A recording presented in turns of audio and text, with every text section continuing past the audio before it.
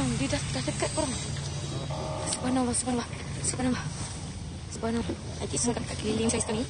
Mungkin dia noted yang saya tengah live sekarang ni. But it's okay. Saya akan jadi orang terakhir juga yang buang. Korang record dan cakap IDF ni memang pengecut. Pengecut sebab serang semua bot-bot sukarelawan orang awam.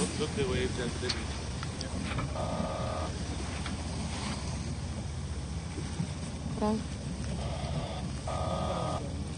Subhanallah, subhanallah.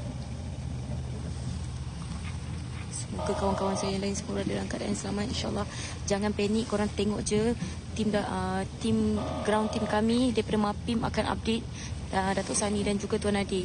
InsyaAllah sekiranya tak ada update daripada semua sukarelawan-sukarelawan bermula pada malam ini, korang semua jangan risau tentang kami. Akan ada second wave, sukarelawan lain akan datang untuk teruskan misi ini. Sekarang ini kita semua kena buka mata dunia untuk bebaskan Gaza. Sebab mereka sangat-sangat perlukan kita.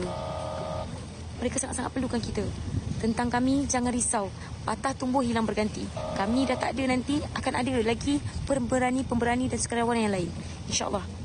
InsyaAllah Allah sebaik-baik perancang. Hasbunallah wa ni'mal wakil.